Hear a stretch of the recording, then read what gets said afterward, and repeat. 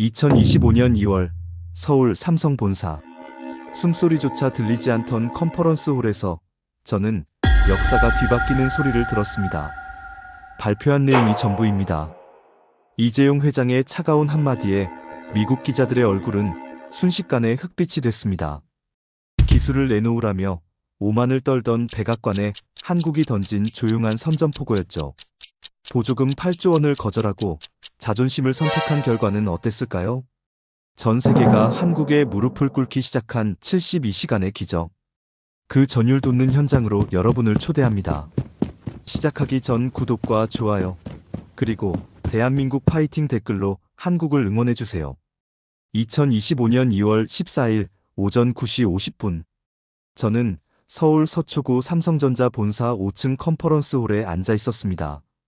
런던 비즈니스 타임즈의 대기자로 25년을 일하며 전 세계 숱한 현장을 누볐지만 그날만큼 공기가 무겁게 내려앉은 현장은 처음이었습니다. 제 옆자리엔 CNN의 제니퍼, 뒤쪽엔 로이터와 블룸버그의 베테랑들이 각자 노트북을 펼치고 전투 준비를 마친 상태였죠. 사실 우리 서구 언론의 분위기는 묘하게 고무되어 있었습니다.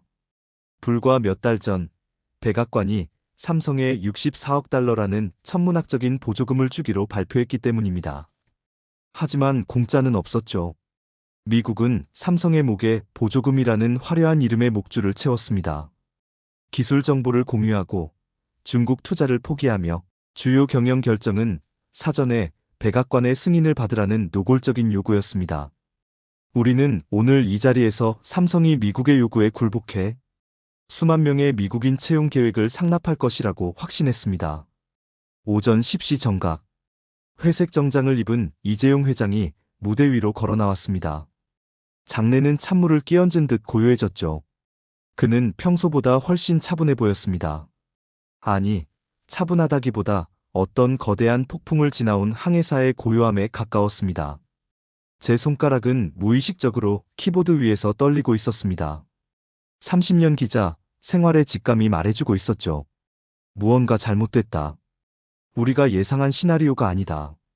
이 회장이 입을 열었습니다. 향후 3년간 전 세계에 6만 명의 신규 인력을 채용하겠다는 발표였습니다. 회의장은 순식간에 술렁였습니다. 6만 명. 엄청난 숫자였죠. 제 옆에 제니퍼는 벌써 삼성이 미국에 선물을 안기다라는 제목으로 기사를 송고할 준비를 마친 듯 보였습니다. 하지만 그 환희는 정확히 5초 후 화면에 채용 지역별 수치가 나타나는 순간 비명 같은 정적으로 변했습니다. 슬라이드에는 이렇게 적혀 있었습니다. 한국 평택 3만 2천 명, 유럽 8천 명, 인도 1만 2천 명, 베트남 8천 명. 저는 눈을 비비며 화면을 다시 봤습니다. 위에서 아래로, 다시 아래에서 위로. 분명히 무엇인가 빠졌습니다. 전 세계 반도체 패권을 주겠다는 미국 55조 원을 들여 테일러의 공장을 짓고 있는 그 미국의 숫자가 보이지 않았습니다. 미국 영명. 순간 제 머릿속이 하얗게 변했습니다. 이건 실수가 아닙니다. 삼성 같은 글로벌 기업이 이런 자리에서 오타를 낼 리가 없죠. 채용 계획에서 미국을 완전히 지워버린 겁니다. 제니퍼가 당황한 기색이 역력한 목소리로 손을 들고 질문했습니다. 회장님, 미국 채용 수치가 누락된 것 같습니다. 텍사스 공장 채용은 언제 발표되나요? 이 회장은 질문자를 가만히 응시했습니다. 1초, 2초, 3초. 그 짧은 침묵이 영겁처럼 느껴졌습니다. 그리고 그가 내뱉은 단 7개의 단어. 발표한 내용이 전부입니다. That is all we have announced. 회의장은 그야말로 폭발했습니다. 여기저기서 당혹 섞인 탄식이 터져나왔고 미국 기자들은 본사로 긴급 전화를 걸기 시작했습니다. 이것은 단순한 채용 발표가 아니었습니다. 보조금을 무기로 한국의 기술 주권을 찬탈하려던 미국을 향해 대한민국이 던진 가장 조용하고도 치명적인 선전포고였습니다. 미국이 작은 나라라고 무시하며 목줄을 죄려던 그 72시간 동안 대체 한국은 뒤편에서 어떤 치밀한 작전을 짜고 있었던 걸까요? 이제부터 제가 목격한 대한민국이라는 나라가 전 세계를 상대로 벌인 위대한 독립전쟁의 진실을 하나씩 풀어보려 합니다. 이 회장의 그 짧고도 강렬한 선언이 끝난 뒤 저는 미국 워싱턴 상무부의 한 고위 관료로부터 은밀한 연락을 받았습니다. 그는 제게 믿기 힘든 이야기를 털어놓았습니다. 삼성이 이번 채용 발표를 하기 불과 3주 전 미국 이민국이 마치 폭격과도 같은 선언을 했다는 사실이었죠. 한국 엔지니어들이 미국에서 일하기 위해 반드시 필요한 H-1B 비자의 수수료를 기존 $460에서 무려 $10만 올리겠다는 내용이었습니다. 217배라는 전무후무한 인상 폭이었습니다. 이건 단순한 수수료 인상이 아니었습니다. 미국 테일러 공장에 한국의 숙련된 기술자들을 보내지 말라는, 혹은 보낼 거면 수천억 원의 벌금을 내라는 노골적인 협박이었습니다. 하지만 제 머릿속을 스쳐 지나간 것은 비자 문제만이 아니었습니다. 지난 수개월간 제가 실리콘밸리와 워싱턴을 오가며 수집했던 정보들이 홍수처럼 쏟아져 들어왔습니다. 미국 정부가 반도체 보조금을 주면서 내건 조건들은 동맹국 기업에게 하는 제안이라기보다 노예계약에 가까웠습니다. 중국 시장을 포기하는 것은 기본이었고, 삼성이 수십 년간 쌓아온 핵심 공정 기술을 공유하라는 요구가 포함되어 있었습니다. 더욱 충격적인 것은 생산량과 고객 사명단까지 실시간으로 보고하고, 심지어 주요 사업을 결정할 때마다 미국 정부의 허락을 받으라는 조항이었습니다. 주권 국가의 기업이 다른 나라 정부의 결재를 받아야 사업을 할 수 있다는 이 오만한 발상. 당시 워싱턴의 조용한 한 식당에서 만났던 삼성의 한 엔지니어는 파랗게 튀어나온 손등에 핏줄을 보이며 제게 이렇게 말했습니다. 우리를 파트너라고 부르지 마십시오. 동맹은 친구의 목에 목줄을 채우지 않습니다. 그는 미국 담당자가 회의 도중 던졌던 말을 잊지 못한다고 했습니다. 작은 나라 회사들이 미국 땅에서 돈을 벌고 싶으면 우리 규칙을 따라야지 별 수 있겠나? 그 모멸감 섞인 한마디는 한국 엔지니어들의 가슴에 지워지지 않는 낙인을 찍었습니다. 하지만 한국인들은 그 자리에서 소리를 지르거나 항의하지 않았습니다. 그들은 화장실로 달려가 차가운 물로 얼굴을 씻어내며 거울 속에 자신에게 다짐했다고 합니다. 지금은 참자. 하지만 반드시 실력으로 보여주겠다. 회의가 끝난 그날 밤, 저는 호텔방에서 삼성의 최근 행보를 미친 듯이 추적하기 시작했습니다. 그리고 소름 끼치는 사실 하나를 발견했습니다. 삼성이 미국에서의 채용을 0으로 발표하던 날, 동시에 한국 경기도 평택 캠퍼스에 25조 원을 추가로 투자하겠다는 계획을 조용히 실행에 옮겼다는 것입니다. 25조 원은 미국 텍사스 전체 투자액의 절반에 달하는 규모였습니다. 미국이 보조금이라는 미끼로 한국을 압박하며 즐거워하고 있을 때 한국은 이미 조용히 짐을 싸서 한국 중심의 초격차 체제로 회귀하고 있었던 겁니다. 창밖으로 보이는 서울의 야경은 차갑지만 눈부셨습니다. 30년 기자 생활을 하며 수많은 권력의 이동을 목격했지만 이런 감정은 처음이었습니다. 그것은 단순한 충격이 아니라 경외감이었습니다. 한국은 싸우지 않았습니다. 구걸하지도 않았습니다. 그저 미국이 쳐놓은 그물 밖으로 조용히 걸어나갔을 뿐입니다. 그리고 저는 그 순간 직감했습니다. 이 이야기는 이제 시작일 뿐이며 미국이 통제하려 했던 그 작은 나라가 이제 세계 경제의 규칙을 완전히 뒤바꾸는 새로운 게임을 시작했다는 사실을 말입니다. 그로부터 한 달 뒤, 전 세계 경제의 시선은 미국이 아닌 유럽과 중동으로 향하기 시작했습니다. 미국이 보조금이라는 덫을 놓고 한국의 기술을 빼앗으려 혈안이 되어 있을 때 지구 반대편에서는 전혀 다른 풍경이 펼쳐지고 있었던 겁니다. 헝가리 부다페스트의 오르반 총리는 직접 기자회견을 열고 전 세계를 향해 파격적인 선언을 했습니다. 대한민국은 헝가리의 가장 소중한 기술 파트너입니다. 우리는 그들에게 조건이 아닌 신뢰를 제공할 것입니다. 헝가리가 내놓은 조건은 가히 파격적이었습니다. 산업단지 부지 100년 무상 임대, 15년간 법인세 전액 면제, 그리고 기술 인력 양성을 위한 전문학교 설립 비용까지 모두 정부가 부담하겠다는 내용이었죠. 미국이 돈을 줄 테니 복종하라는 태도를 보였다면 유럽 국가들은 우리가 배울 수 있게 도와달라며 허리를 숙인 것입니다.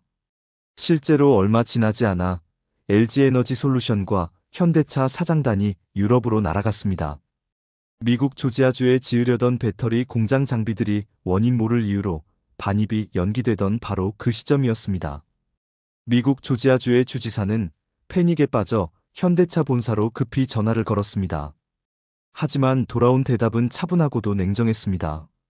미국 정부의 정책이 너무 불안정하여 투자 환경을 재검토 중입니다. 이 한마디에 조지아주의 경제 지도는 뿌리째 흔들리기 시작했습니다. 수만 개의 일자리와 수조 원이 경제 효과를 기대하던 미국 지방 정부들이 백악관을 향해 비명을 지르기 시작한 것이죠. 하지만 진짜 치명적인 한방은 중동에서 날아왔습니다. 사우디아라비아의 왕세자가 200억 달러, 우리 돈 26조 원 규모의 네옴시티 첨단 산업단지 개발을 한국과 공동으로 진행하겠다고 발표한 것입니다. 사우디 투자부 장관은 기자들 앞에서 50년 전의 이야기를 꺼냈습니다. 우리 사막의 섭씨 50도 더위 속에서 피를 흘리며 일했던 한국인들을 우리는 잊지 않았습니다. 그들은 약속을 지켰고 이제 우리는 그 신뢰에 보답할 것입니다. 미국이 한국을 작은 나라라며 멸시할 때 사우디는 한국을 형제이자 선생님으로 대우했습니다. 돈보다 무서운 것이 신뢰라는 사실을 미국만 모르고 있었던 겁니다. 이 소식이 전해지자 월스트리트는 그야말로 발칵 뒤집혔습니다. 권력의 이동이 시작된 것이죠. 반도체 패권이 미국으로 넘어올 것이라 호언장담했던 애널리스트들은 급히 보고서를 수정했습니다. 미국이 동맹을 압박하는 사이 동맹은 새로운 친구를 찾았다는 뼈아픈 분석이 쏟아졌습니다. 상황은 더욱 묘하게 흘러갔습니다. 미국 정부가 한국을 견제하기 위해 법을 만들고 압박을 가했지만 정작 엔비디아, 애플, 구글 같은 미국 최고의 기업들은 백악관의 눈치를 보지 않고 평택으로 줄을 서기 시작했습니다. 애플의 팀 쿡 사장은 내부 회의에서 정부가 우리 사업을 망치게 놔둘 수 없다. 세계 최고의 칩을 만들 수 있는 곳은 결국 한국뿐이다라며 삼성과의 협력을 강화하라는 지시를 내렸습니다. 미국 정부가 한국의 목줄을 죄려할수록 오히려 미국의 심장부인 빅테크 기업들이 한국에 의존하게 되는 아이러니한 상황이 벌어진 것입니다. 텍사스 주지사가 삼성 미국 법인 사장에게 제발 사람이라도 좀 뽑아달라며 애원하는 지경에 이르렀을 때 대한민국은 이미 미국 없이도 세계를 주도할 수 있는 거대한 네트워크를 완성해 놓고 있었습니다.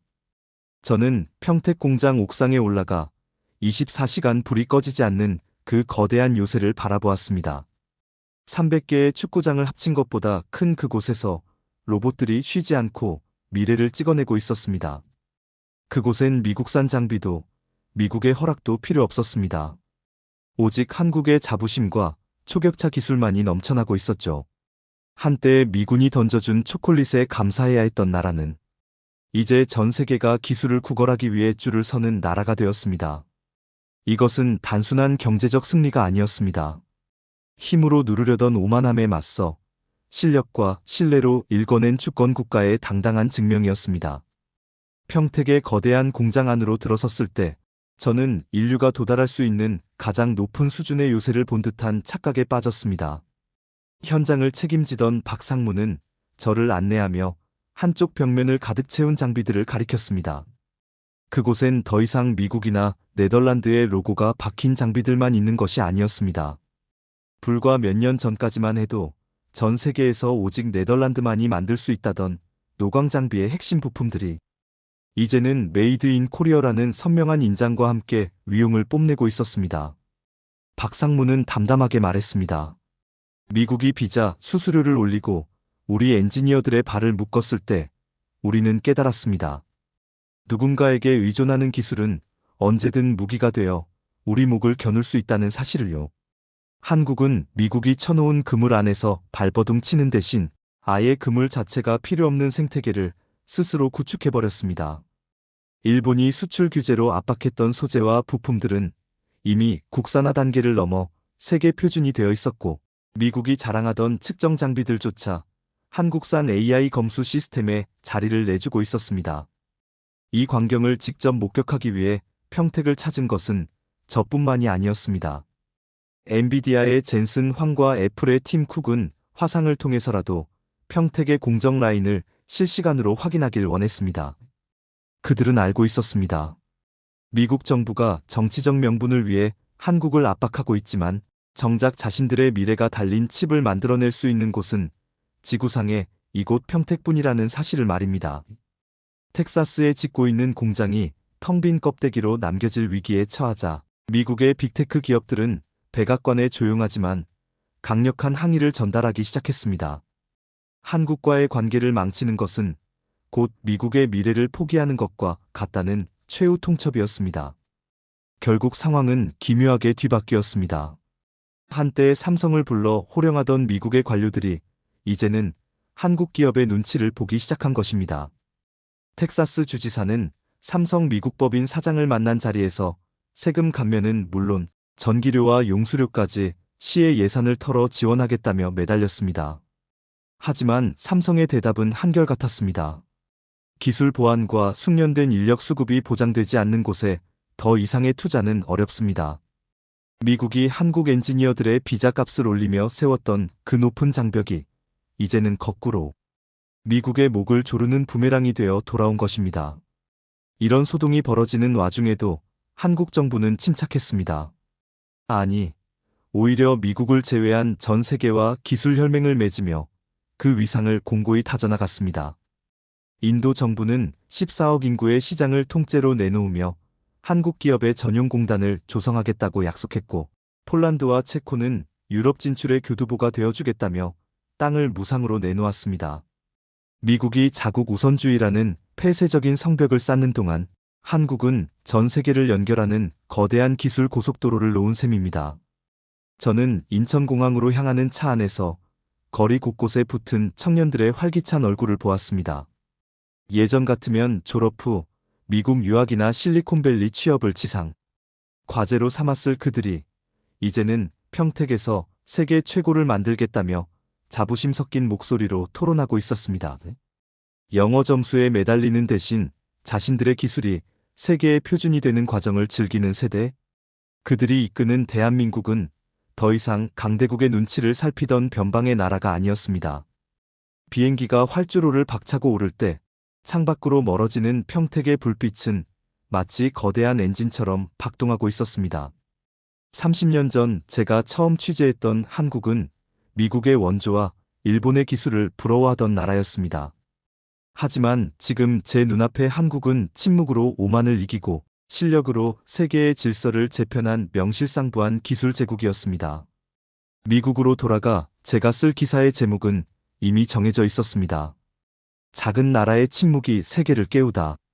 힘으로 누르려던 자들이 패배하고 신뢰와 실력을 쌓은 자들이 승리한다는 이 당연한 진리를 대한민국은 가장 통쾌한 방식으로 전 세계에 가르쳐 주었습니다. 런던 골드만 파트너스의 회장으로서, 그리고 연간 500조 원의 자금을 움직이는 자산가로서 저와 제 아내 캐서린은 오만함이라는 안경을 쓰고 세상을 바라보곤 했습니다. 2025년 10월 경주에서 열린 에이펙 정상회의에 영국 재무부 특별 고문 자격으로 참석하게 되었을 때도 우리의 생각은 다르지 않았습니다. 한국은 그저 전쟁의 폐허 위에서 일본의 기술을 베껴 운 좋게 성장한 나라, 혹은 화려한 IT 껍데기만 가진 신흥국 정도로 치부했죠. 인천공항의 깔끔함도, 호텔의 극진한 대접도 우리에게는 그저 돈으로 치장한 벼락부자의 쇼처럼 보였습니다. 특히 호텔방 테이블 위에 놓인 최선의료재단의 VIP 건강 검진권을 보았을 때 캐서린은 실소를 터뜨렸습니다. 프랑스는 에르메스 스카프를, 일본은 미키모토 진주를 주는데 고작 병원 진료권이라니요. 우리는 그것을 국가적 수준의 삼류 선물이라 부르며 서랍 구석에 던져버렸습니다.